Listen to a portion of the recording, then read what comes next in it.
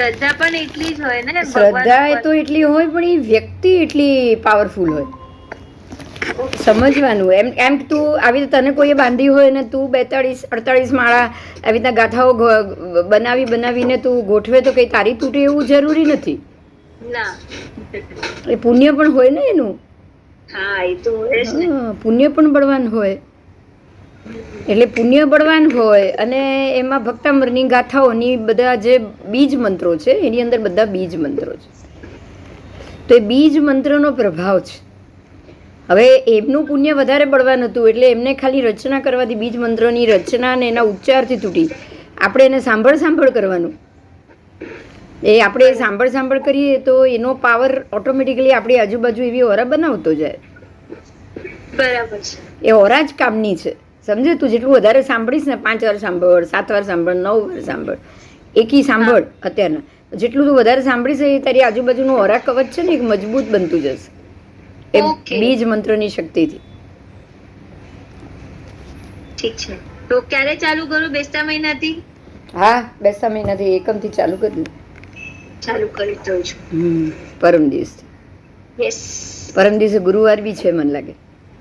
હા, ગુરુવાર જ છે પરમ દિવસે બેસતા મહિના. બસ તો એ દિવસે ચાલુ કરી લે. સારું, ચાલુ કરું છું. ચા જય જીનેન્દ્ર. મજામાં છો? મજામાં. દેવ ગુરુ પસાય.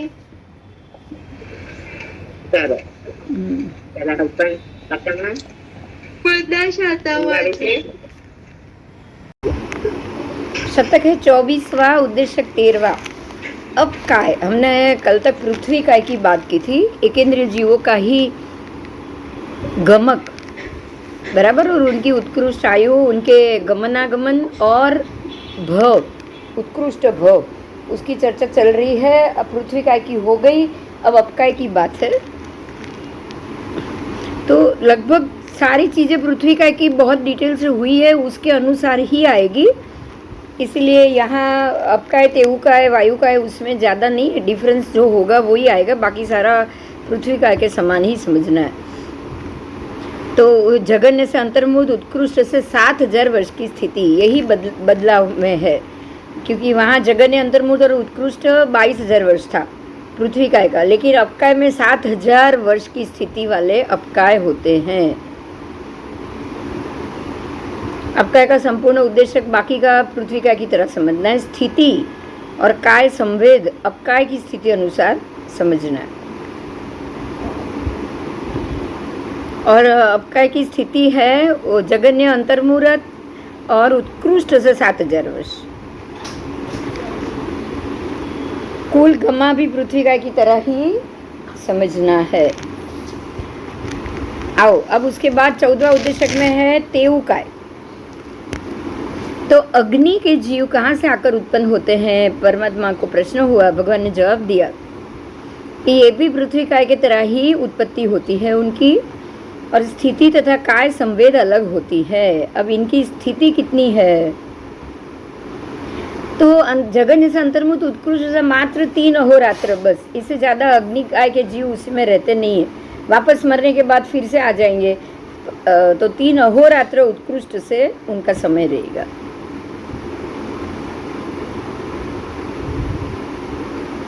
बराबर बराबर।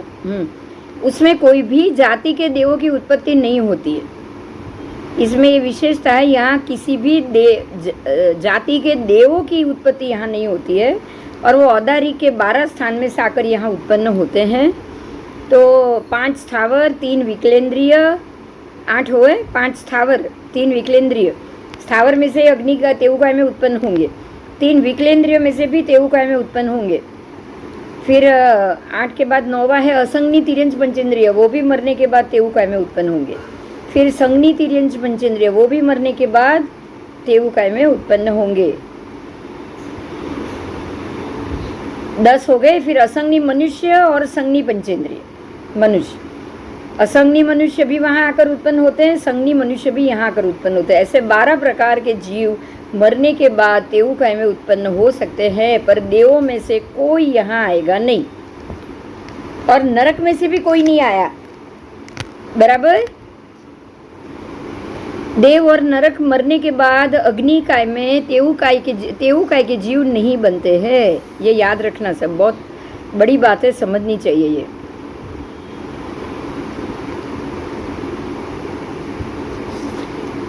चलो, इसके नाणकता पृथ्वी काय से थोड़े भिन्न है, क्योंकि यहाँ देव उत्पन्न नहीं होते हैं। तो देव संबंधी गमा और नाणकता बात करने के बाद कुल 102 गमा और 89 नाणकता इसमें होता है। अब उद्देश्य है 15वां, वायुकायिक जीवों की उत्पत्ति।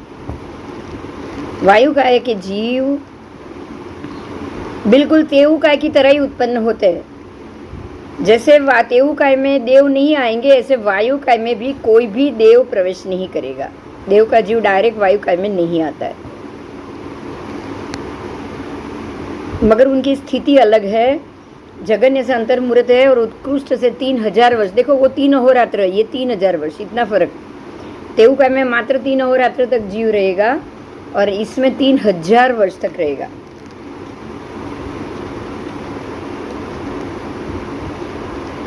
तो जो 5 स्थावर यहाँ आकर उत्पन्न होते हैं, पांचों एकेंद्रिय, पृथ्वी, तेऊ, वायु, वनस्पति, और पृथ्वी काय, तेऊकाय, अपकाय, वायुकाय और वनस्पति काय, पांचों स्थावर आएंगे यहाँ। तो 2 जगन्य भव संख्या है, और उत्कृष्ट में असंख्य भी मिलेगी वायुकाय में, और 8 उत्कृष्ट भी मिलेगी। असंख्य इसीलिए मिलेगी कि वायुकाय में भी जाति भव्य के जीव होते हैं जो वायु में से कभी भी बाहर नहीं आएंगे। विवरण देखेंगे, 1, 2, 4, 5 गमा, फिर 3, 6, 7, 8, 9 गमा को मल्टीपल 5 से किया है तो 25 हो गए, और पहले जो 4 गमा थे उसको मल्टीपल 4 से किया तो 20 गमा हो गए, गमक। और 5 स्थावर के क्रमशः 6, 6, 5, 6 और 7 ऐसे नाणकता होकर कुल 30 नाणकता हुआ। अब 3 विकलेंद्रिय की बात की है, तो वो भी जगन्य से 2 भव, उत्कृष्ट से संख्यात और उत्कृष्ट से 8 भव। किसी किसी के संख्यात भी होते हैं, ज़्यादा भी होते हैं, और उत्कृष्ट से किसी किसी के 8 होते हैं। पर इसमें भी आपको विकलेंद्रियों में जाति भव्य नहीं होगा, इसलिए असंख्य नहीं कहा है।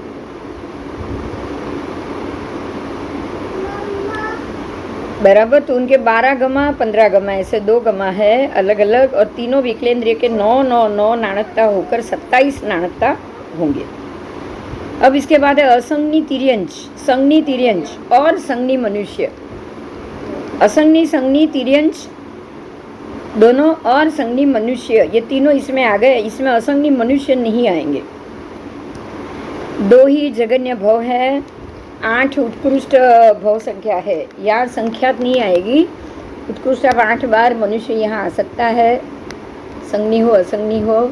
9 गमा से मल्टीपल करना है इनको, तो 27 गमा हो गए, और तीनों पंचेंद्रिय के क्रमशः से 9, 11, 12 ऐसे 32 नाणकता टोटल हुआ। अब समूर्छी मनुष्य की बात की है। समूर्छ मनुष्य के 2 जगन्य भव और 8 उत्कृष्ट भव, और 3 गमा से मल्टीपल करने से मात्र 3 गमा, उनको कोई नाणकता नहीं। तो इस प्रकार से 12 प्रकार के वायुकायिक जीवों में उत्पत्ति जो जो जीव की है उनका संपूर्ण गमा, उनकी आयु, उनका गमनागमन हो गया। बराबर, समझ में आ गया?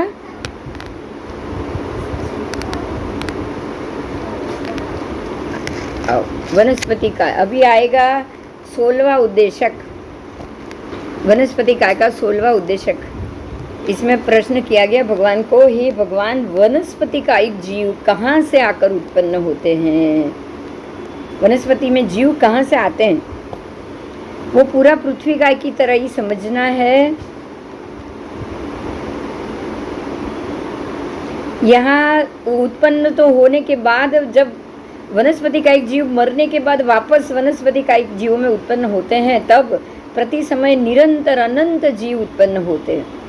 और भवादेश से जगन्य से 2 भव, उत्कृष्ट से अनंत भव। समझो आप यहाँ अनंत काल तक भव बोला है, तो ये भी आपके आए, आपको ये मालूम है ना जाति भव्य, तो तो बहुत सारे पर्वत, बहुत सारी वनस्पति, बहुत सारे पर्वत पर उगने वाला घास कभी भी खत्म नहीं होने वाला है। हमने ये पहले चर्चा की थी, बराबर। 14 राजलोक वैसे का वैसा है, तिर्यक लोक वैसे का वैसा रहने वाला है। तो यहाँ के पृथ्वी का है, अप का है, तेऊ का है, वायु का है, वनस्पति का है। पर्वत देखो या वनस्पति देखो या वायु देखो, ये जीव कभी भी यहाँ से नहीं निकलेंगे तो ही रहेगा, बराबर, हाँ कि नहीं? बराबर। हाँ, इसलिए यहाँ जाति भव्य मिलेगा कि नहीं मिलेगा? मिलेगा। जाति भव्य एकेंद्रिय का ही होगा, क्योंकि एकेंद्रिय की ये दुनिया वैसे की वैसी रहेगी। भगवान ने कहा है लोक का कभी भी नाश नहीं है। हाँ, लोक अवस्थित है, हमेशा रहने वाला है। तो हमेशा तब रहेगा ना कि जब पांचों स्थावर हमेशा रहेंगे। हाँ, पांचों स्थावर निगोद के गोले हमेशा रहेंगे। तो आप समझो कि करुणा किसकी करनी चाहिए हमको? स्थावर की। ऐसे जाति भव्य स्थावर की, जो कभी भी अपनी जाति से बाहर नहीं निकलने वाले। बराबर। हाँ, हमको उस जीव की दया करनी है, हमको उस जीव की हिलना कम करनी है, क्योंकि वो बेचारा सहन ही कर रहा है और कुछ नहीं कर रहा है। वो सारा प्रति समय सहन कर रहा है बस।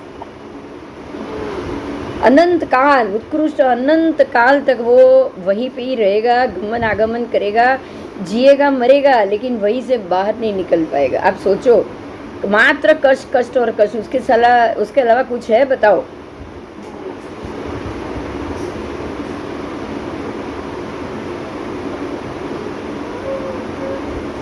आओ।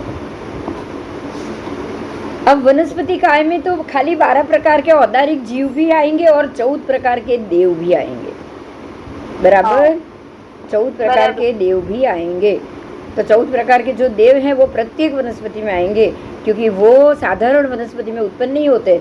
साधारण वनस्पति में चौथा तेजो लेशिया होती ही नहीं है, चौथी लेशिया।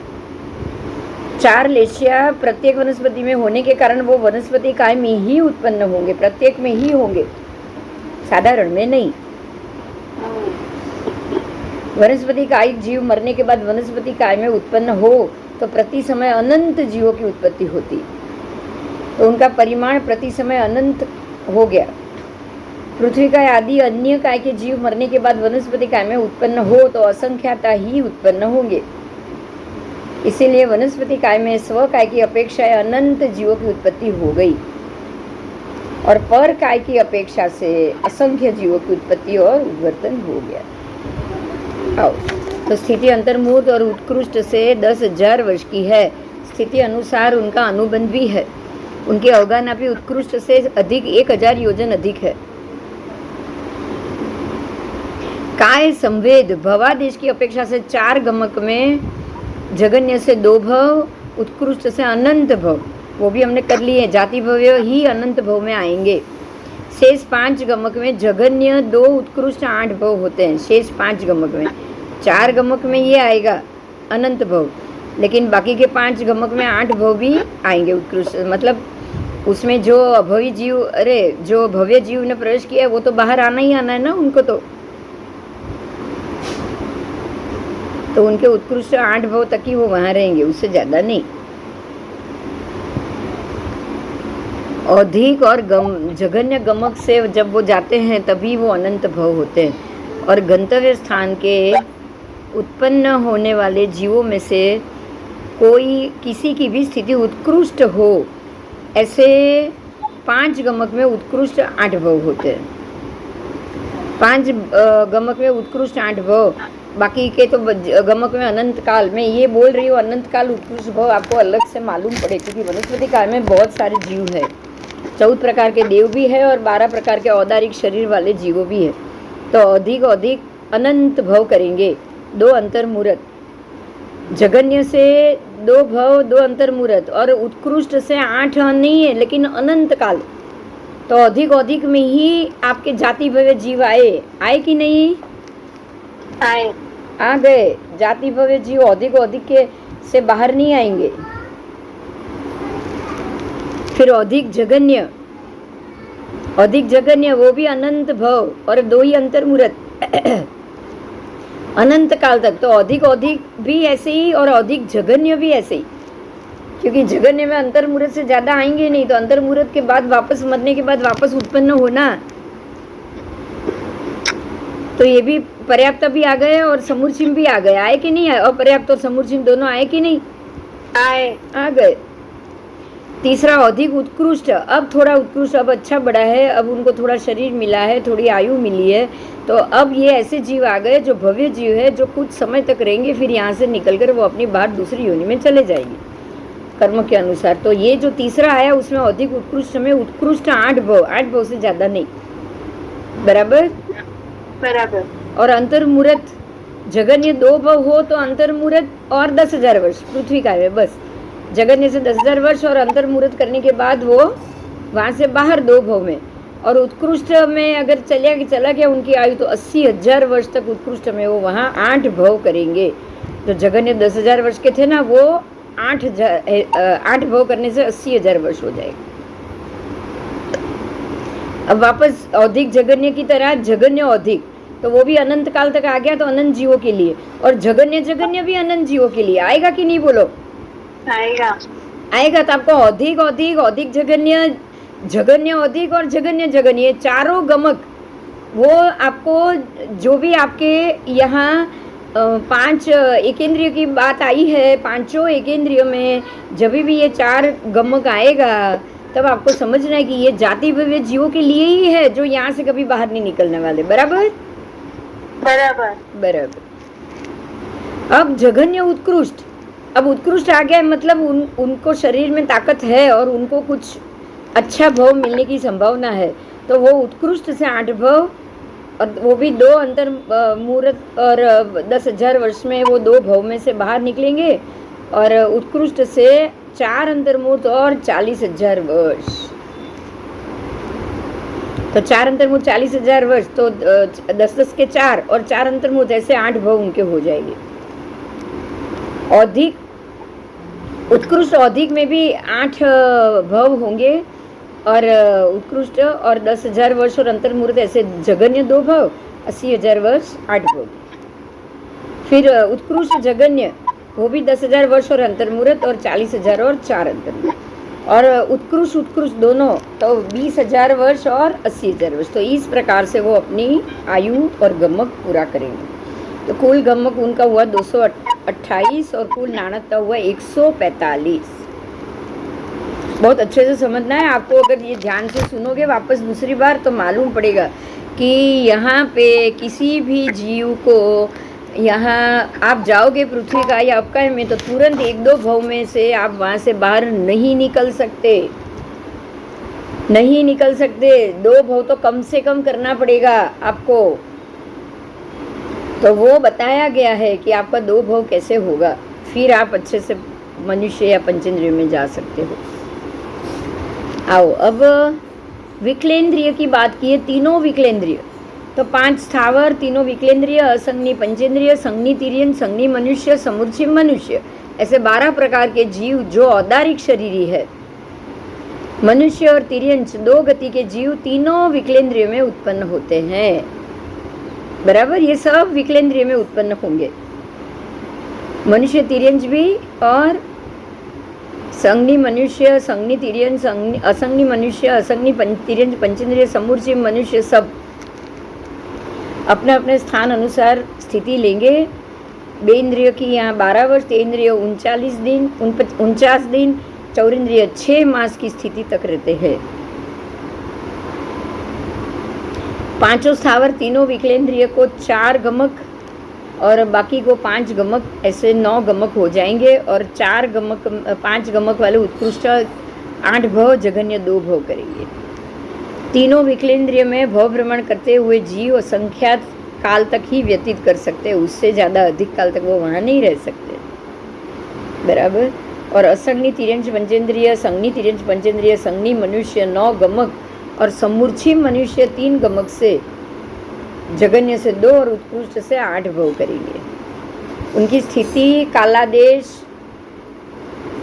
उनका जो काल समय है वो स्थिति अनुसार, और नाणकता तेऊकाय के समान समझ लेना, बराबर। तो अब ये हो गया आपका एकेंद्रिय पूरा हो गया, और बेंद्र, तेंद्र, चौरेंद्रिय की जो आपने बात शुरू की उसी में आगे जाएंगे। कि बेइंद्रिय जीव कहाँ से आकर उत्पन्न होते हैं।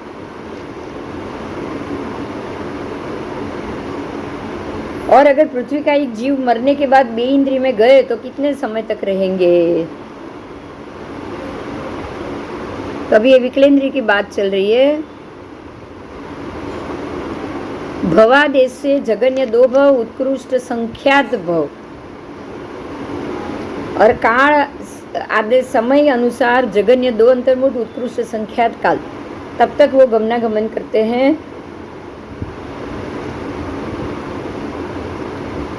चार गमकों में काल संवेद जानना चाहिए, बाकी के 5 गमक, उसमें जगन्य से 2 भव, उत्कृष्ट से 8 भव, और अवकाश से लेकर चौरेंद्रिय पर्यंत तक 5 स्थावर, 3 विकलेंद्रिय तक के सारे जीव 4 गमकों में उत्कृष्ट संख्यात भव और शेष 5 गमक में उत्कृष्ट 8 भव करते हैं।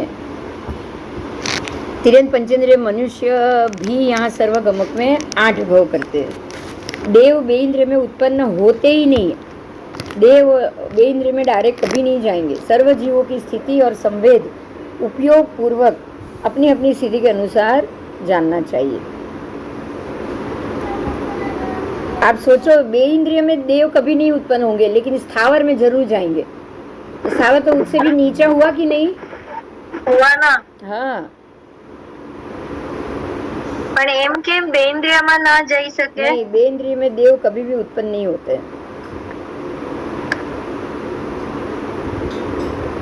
12 प्रकार के बाकी के जीव बेइंद्रिय में उत्पन्न हो सकते हैं। 5 स्थावर, 3 विकलेंद्रिय, असंज्ञी तिर्यंज पंचेंद्रिय, संज्ञी तिर्यंज पंचेंद्रिय और समूची मनुष्य तथा संज्ञी मनुष्य, ये सब बेइंद्रिय में आकर उत्पन्न हो सकते हैं। कारण एक ही है कि बेइंद्रिय में तेजो लेशिया नहीं है, चौथी लेशिया नहीं है। समझ में आया?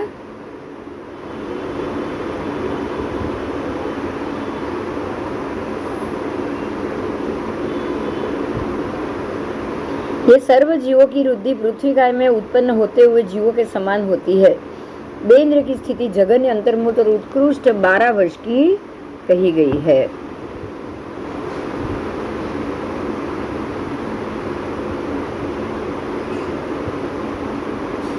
पांच स्थावर और 3 विकलेंद्रिय, वो 8 प्रकार के जीव 4 गमक से 2 बेइंद्रिय में उत्पन्न होते हैं। जगन्य और उत्कृष्ट संख्यात भव करते हैं, इसलिए उनके 32 गमक होते हैं। और बाकी के 5 गमक में 2 जगन्य उत्कृष्ट 8 भव करते हैं, इसलिए उसके 40 गमक होते हैं। तो इस तरह उनके 32 और 40 टोटल 72 गमक हो गए।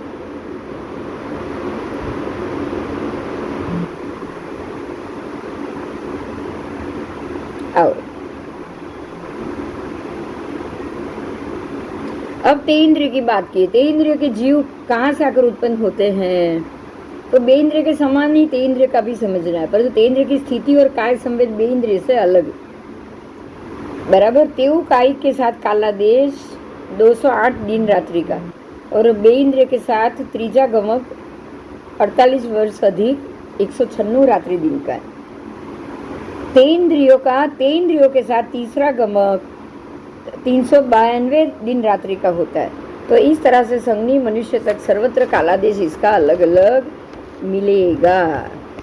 मगर आपको ये समझना है कि बेइंद्रिय की तरह तेइंद्रिय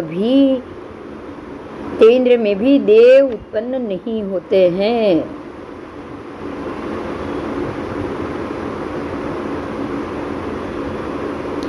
क्योंकि तेइंद्रिय में भी संज्ञा नहीं है, बराबर। 5 इंद्रिय नहीं है ना, और देव के पास तो 5 इंद्रिय है, संज्ञा भी है कि नहीं? संज्ञी पंचेंद्रिय है देव। क्या है? देव की स्थिति संज्ञी पंचेंद्रिय है कि नहीं? बोलो।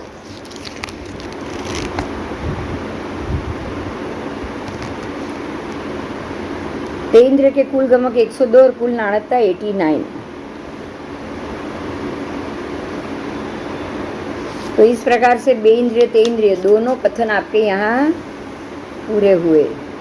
और चौरिंद्रिय की भी बात आएगी तो आपको बराबर उसी की तरह ही समझना। बेंद्र, तेंद्र, चौरिंद्रिय तीनों में एक समान ही गणित आएगा। चौरिंद्रिय में जीव कहाँ से आकर उत्पन्न होते हैं? जैसे ही हमने जाना कि वो बाहर औदारिक में से आकर उत्पन्न होंगे, देव में से नहीं, वैसे चौरिंद्रिय में भी देव में से नहीं आएंगे, क्योंकि ये संज्ञी पंचेंद्रिय नहीं है। बेंद्र, तेंद्र, चौरिंद्रिय में संज्ञा नहीं है, इसलिए। आओ, अभी आएगी जो मुद्दा आ रहा है वो तिर्यंच पंचेंद्रिय का आ रहा है, उसकी हम बात करेंगे। तिर्यंच पंचेंद्रिय जीव कहाँ से आकर उत्पन्न होते हैं?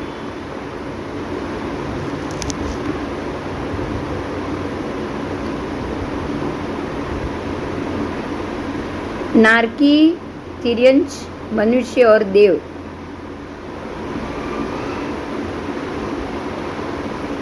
चारों गति में से आकर तिर्यंच पंचेंद्रिय में जीव उत्पन्न होंगे। नारकी में से भी तिर्यंच पंचेंद्रिय में होंगे, तो सातों नारकी से जीव आकर तिर्यंच पंचेंद्रिय में उत्पन्न होंगे। पर रत्नप्रभा नारकी, पहली नारकी में से जो जीव तिर्यंच पंचेंद्रिय में आएंगे वो जघन्य, अंतर्मुख और उत्कृष्ट पूर्व कोटि वर्ष की स्थिति वाला होगा, वो तिर्यंच। बराबर, जघन्य, अंतर्मुख पर उत्कृष्ट पूर्व कोटि स्थिति। और वो जीव एक समय में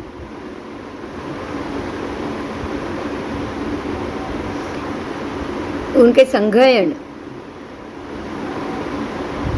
उसमें अशुभ पुद्गलों का परिणमन होता है, अनिष्ट और अशुभ और अकांत पुद्गल का परिणमन होगा। उनकी अवगाहना दो प्रकार की होगी, एक भवधारणी, एक उत्तरवैक्रिय। भवधारणी अवगाहना जघन्य से अंगुल के असंख्यात भाग जितनी और उत्कृष्ट से 7 धनुष, 3 हाथ और 6 अंगुल की होगी।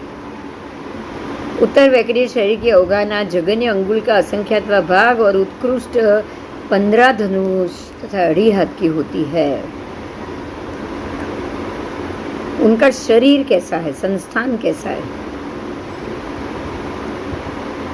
उनके 2 प्रकार के शरीर है, उसमें दोनों प्रकार का शरीर हुंडक संस्थान, छठा छेवट्टू संस्थान वाला ही होगा, हुंडक संस्थान वाला ही होगा। और लेशिया एक कापोत और समुद्घात 4 होती है, 4 समुद्घात और एक ही लेशिया कापोत, बस कृष्ण नील कापोत तक। स्त्री वेदी और पुरुष वेदी नहीं होते, मात्र नपुंसक वेदी होते हैं। स्थिति और अनुबंध जघन्य से 10,000, उत्कृष्ट से 1 सागरोपम, एक मात्र रत्नप्रभा नारकी की बात है, इसीलिए खाली कापोत लेशिया। रत्नप्रभा में एक ही लेशिया है, कापोत लेशिया, और बाकी जैसे नीचे जाओगे तो नील और कृष्ण ऐसे दोनों आती जाएगी, अशुभ और बढ़ती जाएगी, लेकिन रत्नप्रभा में मात्र कापोत लेशिया। और 4 समुद्घात, स्त्री वेदी पुरुष वेदी वहाँ नहीं होते हैं, नपुंसक वेद होते है। स्थिति और अनुबंध जघन्य से 10,000, उत्कृष्ट से 1 सागरोपम। भवादेश से जघन्य 2 भव और उत्कृष्ट 8 भव जीव करते हैं, और कालादेश से जघन्य 10,000 वर्ष और अंतर्मुहूर्त अधिक तथा उत्कृष्ट से 4 सागरोपम और 4 पूर्व कोटि वर्ष अधिक तक वो गमनागमन करेंगे। 4 सागरोपम 4 पूर्व कोटि हो गए ना, उत्कृष्ट से अपने आप 8 भव करना है उनको, तो उत्कृष्ट 8 भव में 4 सागरोपम 4 पूर्व कोटि वर्ष आ जाए। वो रत्नप्रभा पृथ्वी का नारकी का जीव जघन्य काल की स्थिति वाला पंचेंद्रिय तिर्यंच में अगर उत्पन्न हो रहा है तो जघन्य और उत्कृष्ट अंतर्मुहूर्त की स्थिति वाले पंचेंद्रिय तिर्यंच में वो उत्पन्न होगा। कालादेश से जघन्य 10,000 वर्ष और अंतर्मुहूर्त अधिक,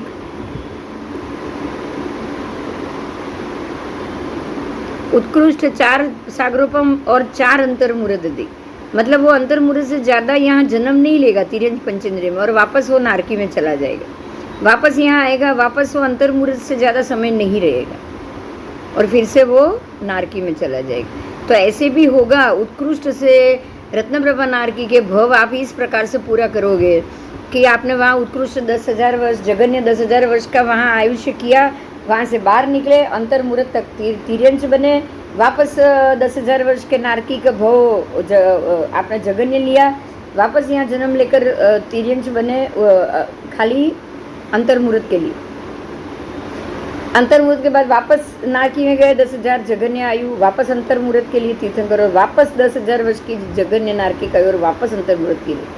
ऐसे 8 भव करने के बाद, इधर से उधर 4 इधर के 4 इधर के 8 भव करने के बाद वो ये गमक से बाहर निकलेगा।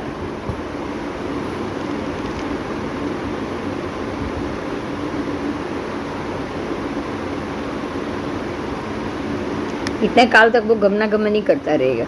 इस तरह से 7 गमक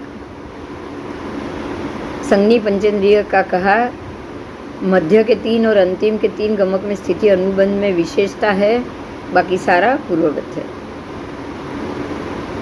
अब अगर वो जीव दूसरी नार की शर्करा प्रभा में जा रहा है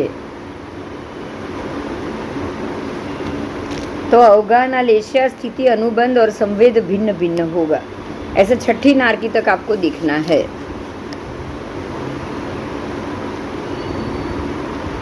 ठीक है, तो 6 नारकी तक आपका ये उत्कृष्ट 8 भव और जघन्य से 2 भव रहेगा। अब 7वीं नारकी की बात की है, उसका पाठ थोड़ा अलग है। 6 नारकी के समान 7वीं नारकी में भी 9 गमक की रुद्धि जरूर जानो। अवगाना, लेशिया, स्थिति, अनुबंध, वो भी 7वीं नारकी के आप हम लोगों ने आगे कर लिए। संवेद भवादेश से जघन्य 2 भव और उत्कृष्ट 6 भव तथा काला देश से जघन्य 22 सागरोपम और अंतर्मुहूर्त अधिक, तो 66 सागरोपम हो गए ना। 6 भव है, बोलो 6 भव हो गए, उत्कृष्ट 6 भव, तो 22 को 3 से गुनो तो 66 हो गए। 3 भव इसके, 3 भव तिर्यंश के, तो 3 भव 66 सागरोपम उत्कृष्ट और बाकी के 3 भव 3 पूर्व कोटि वर्ष बराबर। 22 सागरोपम 1 पूर्व कोटि वर्ष, 22 सागरोपम दूसरा पूर्व कोटि वर्ष, 22 सागरोपम तीसरा पूर्व कोटि वर्ष। तो इस प्रकार से 66 सागरोपम और 3 पूर्व कोटि वर्ष तक वो गमनागमन करेगा बराबर। इस प्रकार से 66 सागरोपम उनका उत्कृष्ट से हुआ। अब 7 नरक में से बाहर निकले हुए नारकी के जीव संज्ञी तिर्यंश के रूप में उत्पन्न होंगे। ध्यान से सुनिएगा, 7 नरक में से बाहर निकले हुए नारकी के जीव संज्ञी तिर्यंश के रूप में जरूर उत्पन्न होंगे, लेकिन युगलिक तिर्यंश के रूप में जन्म नहीं लेंगे। ये भी बहुत महत्व का मुद्दा है। नारकी के जीव है, लेशे अभी भी अशुभ है, तो वहां से मरने के बाद तिर्यंश बनेंगे, क्योंकि वो मांस हाड़ मांस सब खाएगा, ऐसा जीव होगा, पाप की क्रिया करेगा। युगलिक तिर्यंश तो वो भी नहीं करते हैं, तो पुण्यशाली जीव है युगलिक तिर्यंश। इसीलिए नरक से निकला हुआ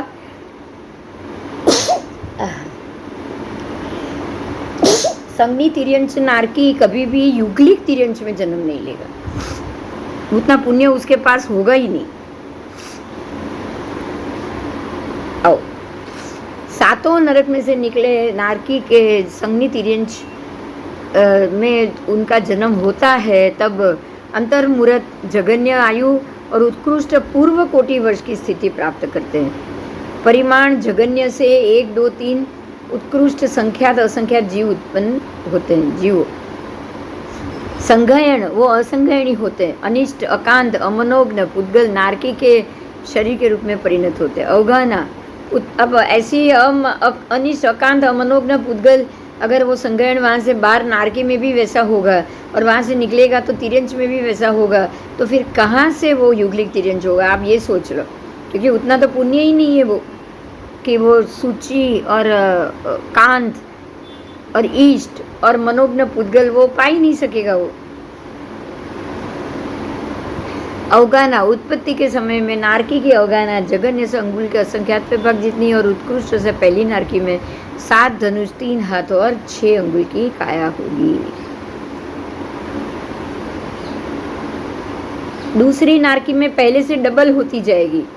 पहले में 7 धनुष, 3 हाथ 6 अंगुल है, तो दूसरी में 15 धनुष, 2 हाथ और 12 अंगुल होगी। ऐसे ऐसे बमड़ी बमड़ी बमड़ी होती जाएगी प्रत्येक। तो 7वीं नारकी तक 500 धनुष की काया है। नारकी के जीव को अपनी भवधारिणी अवगाहना से उत्तर वैक्री अवगाहना बमणी होती है। वो डबल अवगाहना जितना उत्तर वैक्री अपना शरीर बना सकते हैं। उसके बाद उनका संस्थान तो हुंड संस्थान है। नारकी के उत्तर वैक्री शरीर बनाते हैं, फिर भी अशुभ कर्मोदय के कारण हुंड संस्थान ही होता है। लेशिया उनकी पहली दूसरी नारकी में कापोत लेशिया, देखिए पहली रत्न प्रभा में कापोत, शर्करा प्रभा में कापोत, दूसरी में, तीसरी में कापोत और नील दोनों है, चौथी में खाली नील लेशिया, पांचवी में नील और कृष्ण दोनों है, और छठी में खाली कृष्ण, सातवीं में महाकृष्ण लेशिया। तो इस प्रकार से आपको याद रखनी। दृष्टि उनको तीनों मिली है, सम्यक दृष्टि, मिथ्या दृष्टि और मिश्र दृष्टि। ज्ञान अज्ञान, पहले नरक में 3 ज्ञान अथवा 3 अज्ञान विकल्प से। असंगनी तिरंज पंचेंद्रिय मरने के बाद पहली नारकी में उत्पन्न होता है, तो वो अपर्याप्त अवस्था में उसको विभंग ज्ञान नहीं होता, और उस जीवों को 2 अज्ञान होते हैं। उस सिवाय के जीवों को 3 ज्ञान अथवा 3 अज्ञान नियमा होते हैं। दूसरी से 7वीं नारकी तक 3 ज्ञान अथवा 3 अज्ञान नियमा होते हैं। योग की बात की है, तीनों मनोयोग, वचन योग, काय योग, तीनों योग होंगे। फिर 2 प्रकार के उपयोग है, वचन योग, काय योग। संज्ञा 4 प्रकार की है, कषाय भी 4 प्रकार के हैं। इंद्रिय 5, समुद्घात पहले के 4, वेदना 2 प्रकार की, वेद खाली मात्र नपुंसक, आयु 7 नारकी में अलग अलग, जगन्य 10,000 वर्ष से उत्कृष्ट 33 सागरोपम तक। अध्यवसाय दोनों प्रकार के हैं, शुभ भी और अशुभ भी, अनुबंध आयुष्य के अनुसार है। संवेद 1 से 6 नारकी के नैरयिकों का भवादेश जगन्य 2 भव, उत्कृष्ट से 8 भव बताया है, ऐसा संवेद है। 7वीं नरक के नारक के जीवों को पहले 6 गमक से अगर वो जाए तो जगन्य से 2 भव, उत्कृष्ट से 6 भव करते, और अंतिम 3 गमक से जाए तो जगन्य से 2 भव और उत्कृष्ट से वो मात्र 4 भव करी। क्योंकि 7वीं नारकी में जगन्य के सिवा मध्यम और उत्कृष्ट पर्यंत के सर्व स्थितियों में जीव 2 ही बार उत्पन्न होगा। 7वीं नारकी में जगन्य हो या मध्यम हो, वहाँ 2 ही उत्कृष्ट आयु, उसका 2 ही बार। तो अंतिम 3 गमक में जब उत्कृष्ट आएगा तब दोनों 7वीं नारकी के और 2 तिर्यंच पंचेंद्रिय के ऐसे उत्कृष्ट 4 भव होंगे। चलो, 7 नरक के नारकी के जीव संगनी तिर्यंच के रूप में उत्पन्न होते, तब उनको 4 नाणकता प्राप्त होगा। 4 नाणकता। नरक और देवों को प्राप्त होने वाली रुद्धि जघन्य, मध्यम या उत्कृष्ट स्थिति में एक ही समान रहेगी, इसीलिए उनकी रिद्धि में स्थिति और अनुबंध के सिवा कोई परिवर्तन नहीं होता। अगर वो संगनी तिर्यंच पंचेंद्रिय तिर्यंच योनि से आकर उत्पन्न हो, तो क्या एकेंद्रिय तिर्यंच में से भी आकर उत्पन्न होते हैं? परमात्मा ने जवाब दिया कि पृथ्वी का एक उद्देश्य के अनुसार ही यहाँ भी जीवों के भेद प्रभेद और आगति जाननी चाहिए।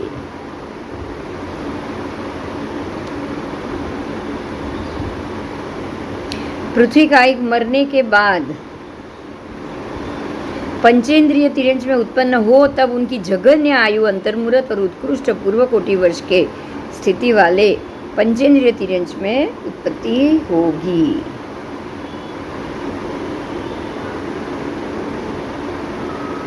पंचेंद्रिय तिर्यंच में उत्पन्न होने वाले पृथ्वी कायिक के परिमाण से लेकर अनुबंध तक स्वस्थान के वक्तव्यता अनुसार 9 गमक के परिमाण में जगन्य से 1, 2, 3 और उत्कृष्ट से संख्यात तथा असंख्यात जीवों की उत्पत्ति होती है।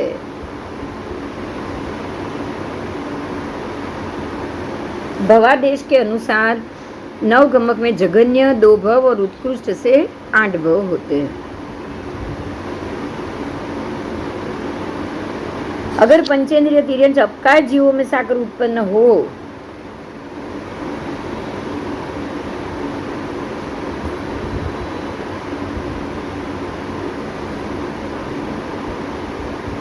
तो सर्वत्र अपनी अपनी रुद्धि लेकर वो आएंगे। और नवो गमक में भवादेश से जघन्य से 2 भव और उत्कृष्ट से 8 भव तथा कालादेश अनुसार दोनों की स्थिति उसके अनुसार समझ लेना है। ठीक है।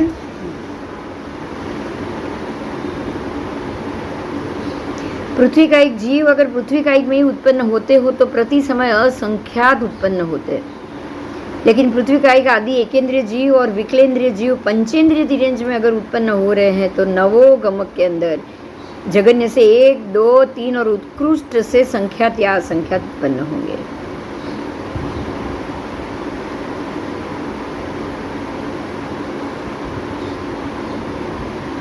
भवादेश पृथ्वी काय के जीव मरने के बाद पृथ्वी काय में ही उत्पन्न होंगे तो उत्कृष्ट असंख्यात भव हो सकता है, परंतु वो जीव मरने के बाद तिर्यंच पंचेंद्रिय के रूप में अगर उत्पन्न हो रहे हैं तो उत्कृष्ट तो जघन्य से 2 भव उत्कृष्ट से 8 भव हो सकते हैं। कालादेश दोनों स्थान की स्थिति के अनुसार होंगे।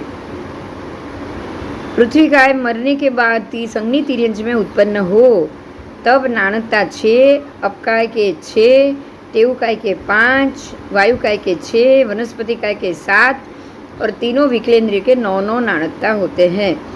तो यहाँ कुल 8 जीवों के कुल 57 नाणकता बताए। आओ अब असंगनी तिर्यंच पंचेंद्रिय की बात की है।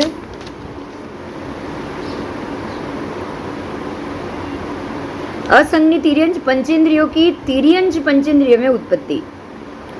पंचेंद्रिय तिर्यंच अगर पंचेंद्रिय तिर्यंच में से ही आकर वापस उत्पन्न हो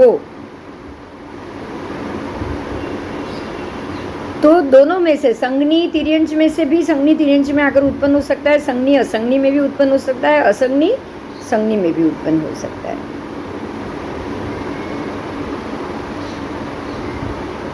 अगर असंगनी तिर्यंच पंचेंद्रिय मरने के बाद पंचेंद्रिय तिर्यंच में उत्पन्न हो तो जघन्य से अंतर्मुख और उत्कृष्ट से पल्योपम के असंख्यातवे भाग जितनी स्थिति वाले पंचेंद्रिय तिर्यंच में वो उत्पन्न होंगे।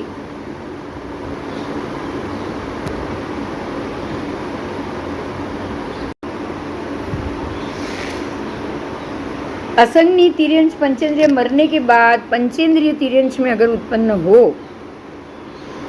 तो जघन्य से अंतर्मुख और उत्कृष्ट से पल्योपम के असंख्यात भाग वाली स्थिति जितने पंचेंद्रिय में वो उत्पन्न होंगे।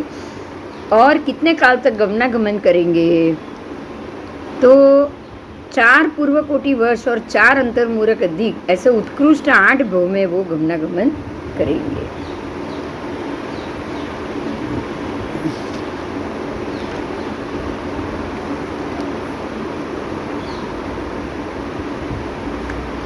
बराबर। तो ये हमने जाना कि असंगनी तिर्यंच और संगनी तिर्यंच दोनों एक दूसरे के अंदर जब जन्म लेते हैं तो असंगनी है तो जघन्य से तो अपने आप अंतर्मुहूर्त से ज़्यादा तो वो करेगा नहीं, और संगनी जब वो बन रहा है तब तो वो पल्योपम के असंख्यातवे भाग जितना समय में वो तब तक वो पूर्व कोटि वर्ष तक भी वो अपनी आयु ले सकता है।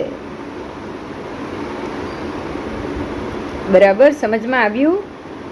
યુગલિકની અપેક્ષાએ છે યુગલિક 3 પલ્યોપમની આયુષ્ય ઉત્કૃષ્ટ સ્થિતિવાળા હોય છે। युगलिक अगर तिर्यंच पंचेंद्रिय बनोगे तो वो 3 पल्योपम तक आप एक ही तिर्यंच के अंदर समय आपको निकालना पड़ेगा। और उत्कृष्ट 8 भव तो 8 भव के 3-3 पल्योपम तो हो गए ना।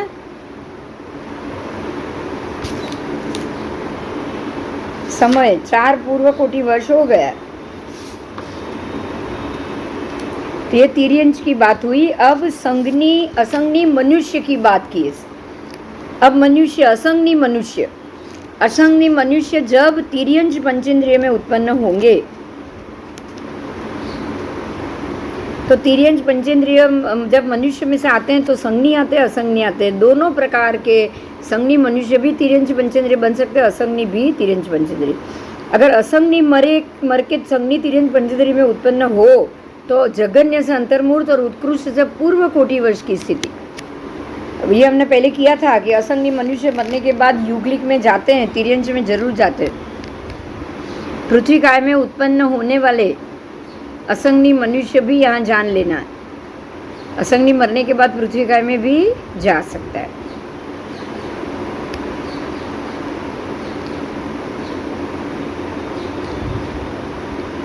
संख्यात वर्ष के आयुष्य वाले संज्ञी मनुष्य में से भी तिर्यंच में जन्म हो सकता है, और असंख्यात वर्ष के आयुष्य वाले संज्ञी मनुष्य में मनुष्य यहाँ आकर उत्पन्न नहीं होते।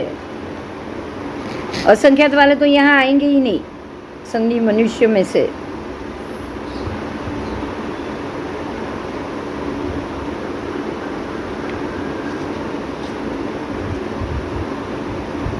और संख्यात वर्ष के आयुष्य वाले मनुष्य में से आएंगे तो वो पर्याप्त भी हो सकते हैं और अपर्याप्त भी हो सकते हैं, बराबर।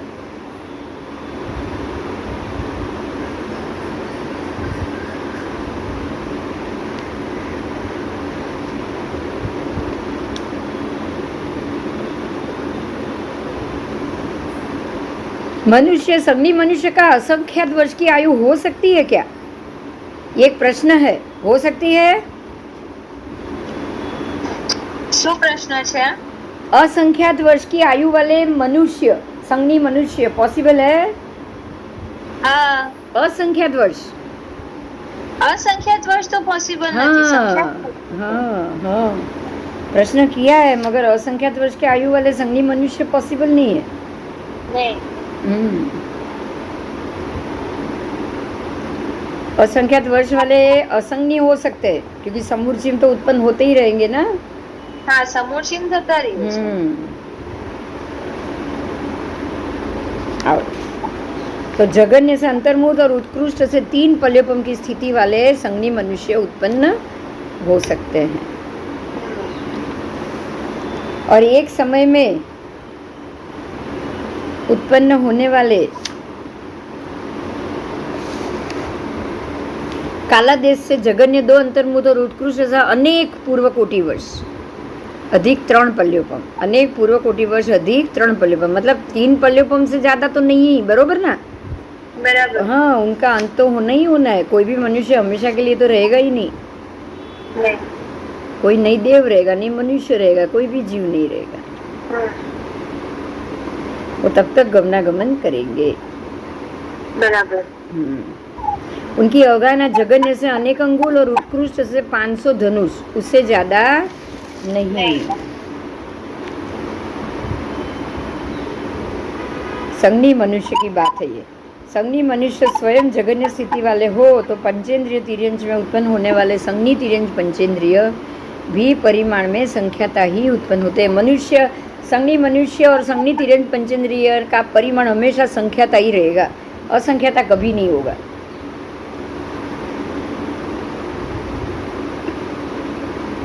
आओ, तो ये आपने उनका गमनागमन जाना। युगलिक में चलेगा तो लंबे समय तक आना जाना होता रहेगा, बराबर। બરાબર। अब देवो, पंचेंद्रिय तिर्यंच में देव की बात देखो, मनुष्य की हो गई, अब देव की बात बताई।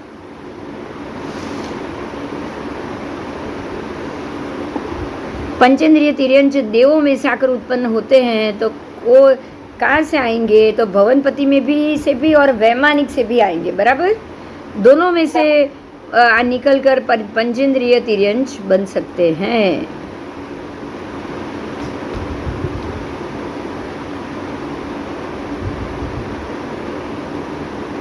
असुर कुमार देव मरने के बाद जब तिर्यंच पंचेंद्रिय बने तो उनकी आयु उत्कृष्ट पूर्व कोटि वर्ष की स्थिति, अगर वो तिर्यंच बन रहे तो उत्कृष्ट पूर्व कोटि वर्ष, और जगन्य से अंतर्मुख। नाग कुमार देव मरने के बाद यहाँ आए तो वो भी उत्कृष्ट और जगन्य अंतर्मुख और उत्कृष्ट पूर्व कोटि वर्ष। वे अंतर्देव तिर्यंच पंचेंद्रिय में जब उत्पन्न होते हैं तब भी बस यही स्थिति समझनी, स्थिति एक ही है, अलग अलग नहीं है।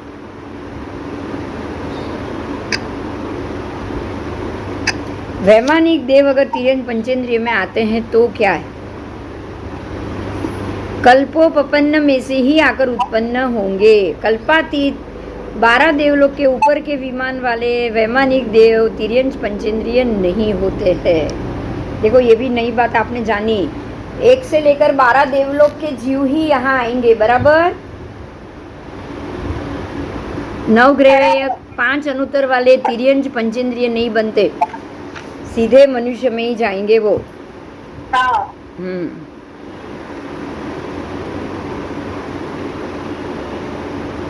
स्वधर्म देवलोक के जीव मरने के बाद जब तिर्यंज पंचेंद्रिय होंगे तो स्वधर्म से सहस्त्रार तक भवादेश जगन्य से 2 उत्कृष्ट से 8 भव और स्थिति और कालादेश सबका अलग अलग समय समझना है। लेशिया के बारे में सनत और महेंद्र, देखो लेशिया में ईशान स्वधर्म और ईशान की लेशिया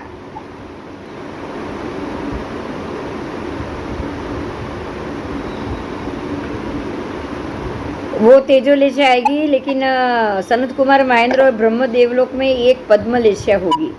लांतक महाशुक्र और सहस्त्रार में एक शुक्ल लेशिया होगी।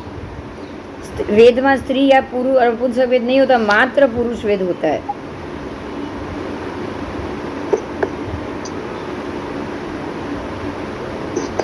महाशुक्र सहस्त्रार में शुक्ल लेशिया।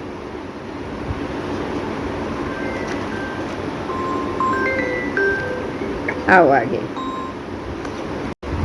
उनका उत्पाद भवनपति, व्यंतर, ज्योतिषी और पहले स्वधर्म देवलोक से लेकर 8वें सहस्त्रार देवलोक पर्यंत के देव तिर्यंज पंचेंद्रिय में उत्पन्न हो सकते हैं, बराबर। और ये देव जगन्य से अंतर्मूर्त और उत्कृष्ट से पूर्व कोटि वर्ष की स्थिति प्राप्त करते हैं, परंतु वो युगलिक पणे में उत्पन्न नहीं होंगे।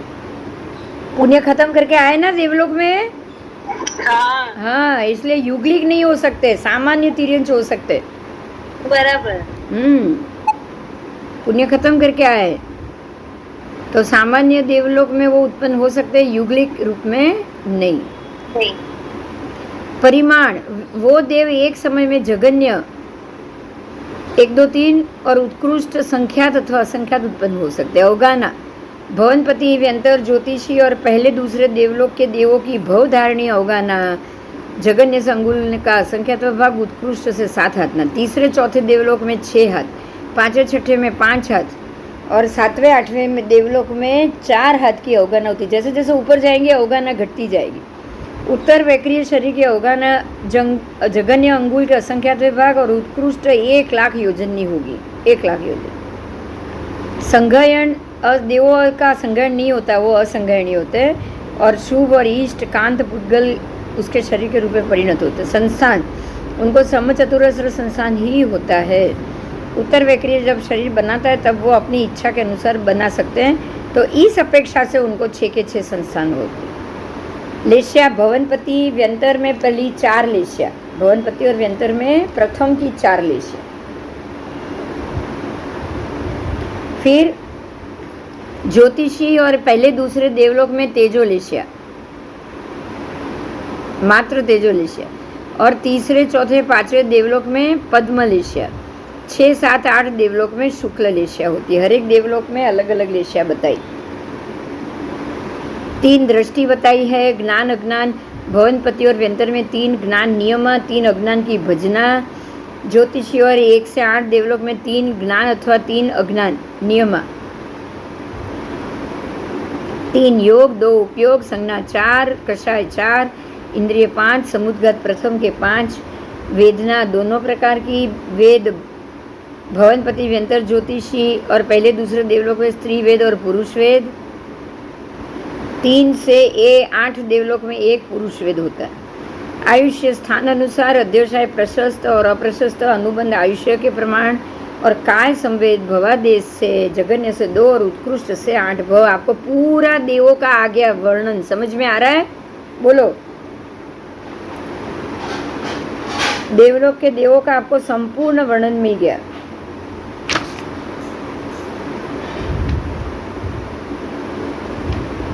और सौधर्म देवलोक की स्थिति, अब इनका जगन्य 2 भव है आना जाना, और उत्कृष्ट 8 भव है आना जाना, तो 8 सागरोपम और 4 पूर्व कोटि वर्ष तक उनका आवन जावन रहेगा, क्योंकि 2 सागरोपम की उत्कृष्ट सौधर्म देवलोक में स्थिति है। बराबर।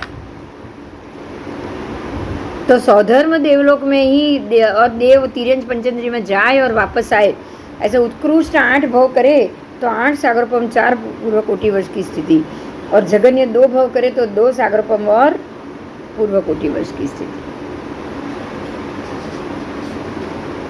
आओ, आयुष्य और अनुबंध देवों को जगन्य या उत्कृष्ट गमक में पूर्ण 10,000 वर्ष का आयुष्य होने से उनका पूर्ण आयु है। 10,000 आदि पूर्ण आयु होने से कोई नाणकता अन्य होते नहीं है।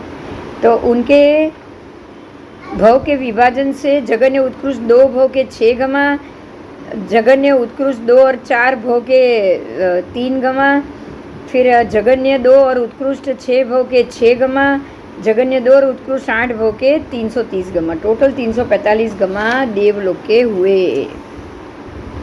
तब तो आपको यहाँ पूरा आज देवलोक का वर्णन हुआ कि नहीं? बोलो, कोई प्रश्न है? ना लऊ આગળ કે નહીં? લઈ લો. હા, તો મનુષ્યનું આવશે, લઈ લઉં છું. બરાબર? હા. आओ, अब मनुष्य में उत्पन्न होने वाले जीव संबंधी बात की है। चारों गति के जीव मरने के बाद मनुष्य गति में जन्म धारण कर सकते हैं, लेकिन 7वीं नारकी के नारक के जीव तेवकाय, वायुकाय और युगलिक मनुष्य मरने के बाद मनुष्य में जन्म धारण नहीं कर सकते। देखो, ये नई बात आई। हाँ, नई बात आई। देखो, 7वीं नारकी के जीव न मनुष्य नहीं बन सकता सीधा। तेवकाय का जीव वहां से निकलकर मनुष्य नहीं बन सकता, वायुकाय का जीव वहां से निकलकर मनुष्य नहीं बन सकता, और युगलिक मनुष्य भी मरने के बाद मनुष्य नहीं बन सकता। वो मरने के बाद नियमा देव बनेंगे।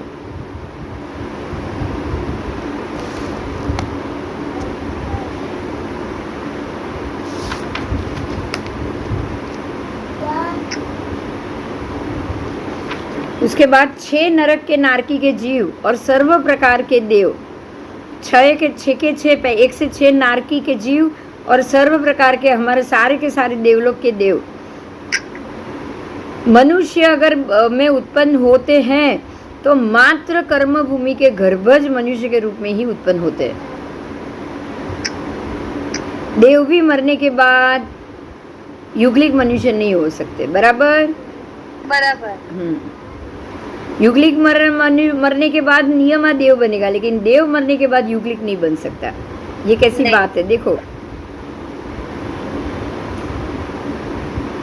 ऐसे ही प्रथम नारकी के जीव भवनपति, व्यंतर, ज्योतिषी, प्रथम 2 देवलोक के देव मनुष्य गति में अनेक अंगुल उत्कृष्ट 500 धनुष की अवगाना और जगन्य से अनेक मास उत्कृष्ट पूर्व कोटि वर्ष की स्थिति को प्राप्त करते हैं। और दूसरे से 6ठी नारकी के जो नारकी के जीव है वो तीसरे देवलोक के ऊपर के सारे देव के जीव है, वो मनुष्य गति में जगन्य अनेक हाथ और उत्कृष्ट 500 धनुष की अवगाना तथा जगन्य अनेक वर्ष उत्कृष्ट करोड़ पूर्व की स्थिति को प्राप्त करेंगे। बराबर?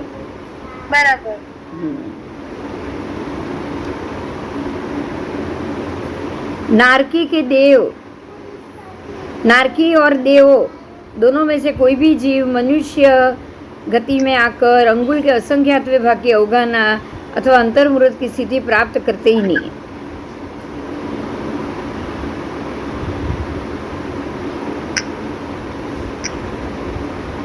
छह नारकी के जीव, 7वीं को छोड़ दो, 1 से 6 के नरक के जीव, फिर भवनपति के देव के जीव, व्यंतर देव के जीव, ज्योतिषी के जीव, 1 से 8 देवलोक के देव के जीव मनुष्य गति में जगन्य से 2 और उत्कृष्ट से 8 भव कर सकते।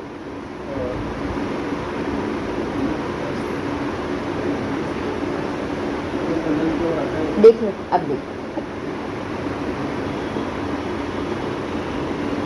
नौवें देवलोक से लेकर 9 ग्रहयक तक के जीव देवों के जगन्य 2 और उत्कृष्ट से 6 भव करते। 4 अनुत्तर विमान के देव जगन्य से 2 भव, उत्कृष्ट से 4 भव करते, और सर्वासिद्ध विमान के देव जगन्य से और उत्कृष्ट से 2-2 भव करेंगे। तो इस तरह सर्वासिद्ध विमान के देव अजगन्य कृत 33 सागरोपम की स्थिति होने के कारण पहले 3 गमक से जाते और बाकी 6 शेष गमक से वो नहीं जा सकते। तीनों स्थावर, तीनों विकलेंद्रिय, असंज्ञी तिर्यंच, पंचेंद्रिय और संज्ञी तिर्यंच मरने के बाद मनुष्य में उत्पन्न होते हैं, परंतु 3 स्थावर, 3 विकलेंद्रिय मरने के बाद युगलिक नहीं बन सकते। देखो बराबर, स्थावर और विकलेंद्रिय मरने के बाद युगलिक नहीं हो सकते। देव मरने के बाद युगलिक नहीं हो सकता है। समझ में आ रहा है आपको? हाँ, मनुष्य ही मरने के बाद युगलिक होगा। असंज्ञी तिर्यंच, पंचेंद्रिय, उत्कृष्ट पल्योपम के असंख्यात भाग तक और संज्ञी तिर्यंच उत्कृष्ट 3 पल्योपम की स्थिति प्राप्त करके युगलिक के रूप में जन्म ले सकता है। देखिए, असंज्ञी तिर्यंच पंचेंद्रिय जरूर जाएगा और संज्ञी तिर्यंच भी युगलिक के रूप में जन्म लेगा।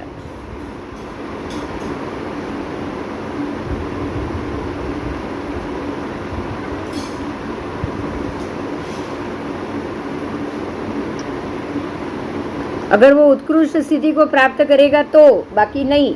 अगर आपको आयुष्य, आपकी आयु स्थिति 3 पल्योपम की नहीं होगी तो आप वहां जाओगे? बोलो। नहीं, आप जाओगे ही नहीं, नहीं जा पाएंगे। संज्ञी असंज्ञी तिर्यंच पंचेंद्रिय जब मनुष्य गति में उत्पन्न होते हैं तब समूर्छिम और गर्भज दोनों में उत्पन्न होंगे, और जब उत्कृष्ट स्थिति को वो प्राप्त करेंगे तब अवश्य गर्भज मनुष्य में ही उत्पन्न होंगे। उत्कृष्ट स्थिति होगी, समूर्छिम नहीं, लेकिन गर्भज बनना है तो गर्भज बने बगैर तो वो उत्कृष्ट स्थिति को प्राप्त करेगा ही नहीं। समूर्छिम में तो कभी उत्कृष्ट स्थिति आने वाली नहीं है। नहीं आएगी।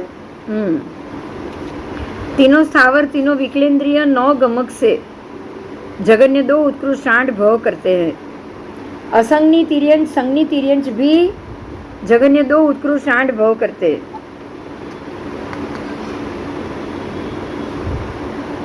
और असंज्ञी तिर्यंच युगलिक हो सकते हैं। युगलिक मरने के बाद वो देवगति में जाएंगे। समूर्छिम मनुष्य कर्मभूमि के गर्भज मनुष्य के रूप में मरने के बाद मनुष्य गति को प्राप्त होता है। समूर्छिम मनुष्य मरने के बाद जगन्य अंतर्मूर्त और उत्कृष्ट क्रोध पूर्व की स्थिति को प्राप्त करते हैं। युगलिक में वो नहीं हो सकता, लेकिन गर्भज मनुष्य जरूर हो सकता है। समूर्छिम मनुष्य बराबर।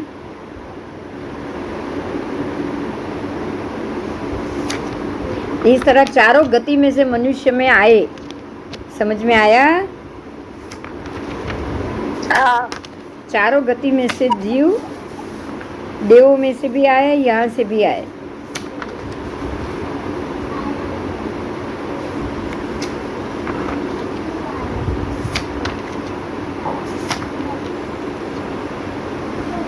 अब वाण व्यंतर देवों की बात है। वाण व्यंतर देवों में जीवों की उत्पत्ति कैसे होती है? तो असंज्ञी तिर्यंच पंचेंद्रिय, संज्ञी तिर्यंच पंचेंद्रिय, युगलिक तिर्यंच, संज्ञी मनुष्य और युगलिक मनुष्य, 5 प्रकार के जीव मरने के बाद वाण व्यंतर में उत्पन्न होते हैं। फिर से बोल रही हो, असंज्ञी तिर्यंच, संज्ञी तिर्यंच, फिर युगलिक तिर्यंच, संज्ञी मनुष्य और युगलिक मनुष्य, 5 के 5 पंचेंद्रिय हो गए। वो ही मरने के बाद वाण व्यंतर में उत्पन्न होते। उसमें असंज्ञ तिर्यंच उत्पन्न होंगे तो जगन्य 10,000 वर्ष उत्कृष्ट पल्योपम के असंख्यात बाकी स्थिति को प्राप्त करेगा। युगलिक तिर्यंच और युगलिक मनुष्य जब वाण व्यंतर में उत्पन्न होंगे तब स्थान अनुसार जगन्य 10,000 वर्ष उत्कृष्ट 1 पल्योपम की स्थिति को वो प्राप्त करेंगे। तो इस प्रकार से वाण व्यंतर देवों का भी यहाँ तो उसकी उत्पत्ति भी बताई गई। अब ज्योतिषी देव, थोड़ा ही रहेगा तो मैं कर लेती हूँ ज्योतिषी का भी, बराबर। भवनपति हो गए, खाली ज्योतिषी बाकी है, तो एक दो बाकी रह जाता है, मैं कर लेती हूँ। ज्योतिषी देवों में उत्पत्ति बताई, युगलिक तिर्यंच और युगलिक मनुष्य तथा संगनी तिर्यंच और संगनी मनुष्य, चारे प्रकार के जीव ज्योतिष में उत्पन्न होंगे। युगलिक मनुष्य, युगलिक तिर्यंच, संगनी तिर्यंच और संगनी मनुष्य। जगन्य पल्योपम के 8वें भाग और उत्कृष्ट 3 पल्योपम की स्थिति वाले युगलिक ज्योतिष देव के रूप में प्राप्त होते हैं।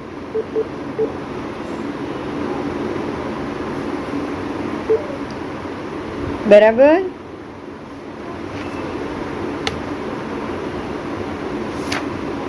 ज्योतिष में अलग अलग स्थिति होती है सबकी, इसलिए वहाँ एक स्थिति प्राप्त नहीं होगी, अलग अलग स्थिति मिलेगी।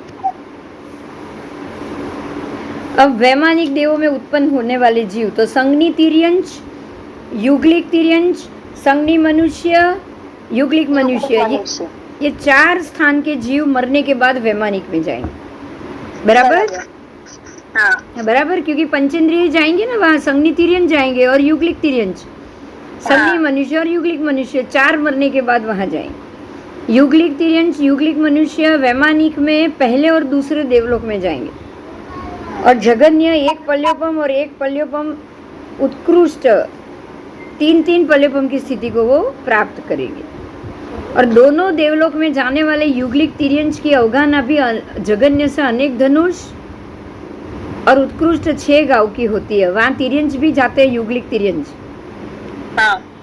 और उसकी उत्कृष्ट अवगाहना 2 गांव और उससे ज़्यादा होती है। दोनों देवलोक में जाने वाले युगलिक मनुष्य की भी जगन्य क्रमशः 1 गांव उनकी जगन्य अवगाहना चाहिए, और उत्कृष्ट से 3 गांव तक की अवगाहना चाहिए, क्योंकि उत्कृष्ट 3 तो उसकी वो बड़े हो गए, पर बीच वाली उम्र में भी 1 गांव की अवगाहना उनकी होगी ही होगी।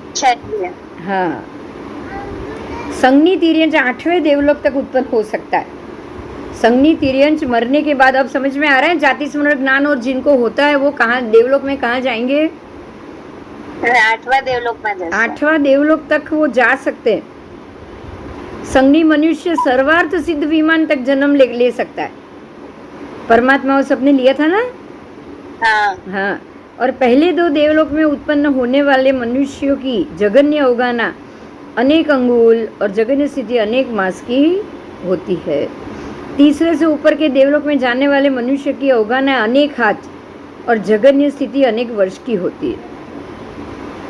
संगनी मनुष्य 1 से 8 देवलोक में जगन्य 2 और उत्कृष्ट से 8 भव करता है। 9वें देवलोक से लेकर 9 ग्रह तक जगन्य 3 और उत्कृष्ट से 7 भव करते हैं। 4 अनुत्तर विमान में जगन्य 3 और उत्कृष्ट से 5 भव, मतलब आओ जाओ 5 भव तक वो करेंगे। और सर्वार्थ सिद्ध विमान में पहले, चौथे, 7वें गमक में उत्कृष्ट से 3 भव करेंगे, जगन्य उत्कृष्ट। वहाँ कोई दूसरा गमक नहीं होता है, ठीक है। सर्वार्थ सिद्ध की बात है। सर्वार्थ सिद्ध में से भी आप उत्कृष्ट 3 भव तक कर सकते हो। हुए मनुष्य, सर्वार्थ सिद्ध विमान, फिर से मनुष्य हुए, फिर से सर्वार्थ सिद्ध विमान, और उसके बाद उसकी मुक्ति होगी। बेन एक तो एक ज बार जाए ना सर्वार्थ सिद्ध विमान में, तो नहीं, सर्वार्थ सिद्ध विमान में आप सुनो, फिर से बोल रही हूँ मैं, ध्यान से सुनो। सर्वार्थ सिद्ध विमान में पहले, चौथे और 7वें गमक से जगन्य और उत्कृष्ट 3 भव करते। अच्छा, तो 3 भव तो आया गया गमनागमन का। हाँ।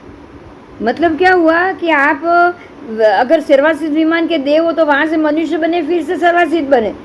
अच्छा, हाँ। मनुष्य हो तो मनुष्य हो, फिर सर्वार्थ सिद्ध विमान में गए और फिर मनुष्य बने। हाँ। और मोक्ष ऐसा होगा ना, भगवान का सबका वैसा ही तो हुआ है। हाँ।